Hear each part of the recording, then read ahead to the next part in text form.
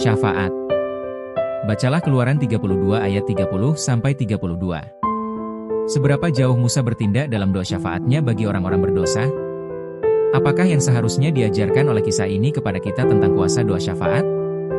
Siapakah yang harus Anda doakan saat ini? Karena pemberontakan mereka, hal-hal yang mengerikan terjadi di perkemahan Israel, termasuk kematian banyak orang. Keluaran 32 ayat 28. Keesokan harinya, Musa menyatakan kepada bangsa itu, keesokan harinya berkatalah Musa kepada bangsa itu, "Kamu ini telah berbuat dosa besar, tetapi sekarang aku akan naik menghadap Tuhan, mungkin aku akan dapat mengadakan pendamaian karena dosamu itu." Keluaran 32 ayat 30. Lalu kembalilah Musa menghadap Tuhan dan berkata, "Ah, bangsa ini telah berbuat dosa besar, sebab mereka telah membuat Tuhan emas bagi mereka. Tetapi sekarang, kiranya engkau mengampuni dosa mereka itu, dan jika tidak, hapuskanlah kiranya namaku dari dalam kitab yang telah kau tulis." Keluaran 32 ayat 31 dan ayat 32. Tidak heran jika Musa dianggap sebagai tipe Kristus. Karena doa syafaatnya bagi orang-orang berdosa dan kesediaannya untuk mengorbankan nyawanya sendiri bagi mereka, ia benar-benar mencerminkan apa yang akan Kristus lakukan bagi kita semua. Sungguh belas kasihan yang patut diteladani bagi para pendurhaka. Dia menunjukkan dedikasinya yang total kepada Tuhan dan kasih pengorbanannya bagi manusia. Kitab Keluaran tidak menyatakan berapa lama Musa tinggal bersama Tuhan di gunung itu, tetapi Kitab Ulangan menyatakan bahwa ia berada di Sinai selama 40 hari.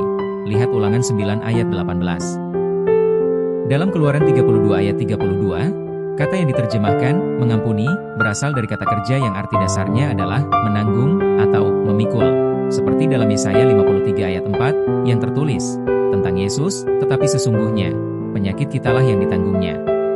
Ini adalah kata kerja yang sama yang diterjemahkan, mengampuni, dalam Keluaran 32 ayat 32, dan menanggung, dalam Yesaya 53 ayat 4. Wawasan yang luar biasa mengenai proses keselamatan dan pengampunan dan berapa harga yang harus dibayar Tuhan untuk menyelamatkan kita. Memang, Musa meminta Tuhan untuk menanggung dosa umatnya, yang tentu saja dia lakukan di kayu salib ribuan tahun kemudian. Keluaran 32 ayat 32 tidak hanya menunjukkan ide penebusan pengganti tetapi juga siapa yang melakukan penebusan, Tuhan sendiri. Ayat ini menunjukkan bagaimana pengampunan datang. Tuhan di dalam Kristus menanggung dosa-dosa kita, satu-satunya cara agar kita dapat diampuni. Sungguh suatu ungkapan yang kuat tentang rencana keselamatan dan suatu demonstrasi kepada kita dan alam semesta tentang betapa mahalnya harga yang harus dibayar oleh Tuhan untuk menyelamatkan kita. Musa meminta Tuhan sendiri untuk menanggung dosa-dosa umat, dan pada akhirnya, di dalam Yesus, dia melakukan hal itu. Bagaimanakah kita memahami kebenaran yang luar biasa ini? Apakah yang dikatakannya kepada kita tentang kasih Tuhan kepada manusia yang telah jatuh ke dalam dosa?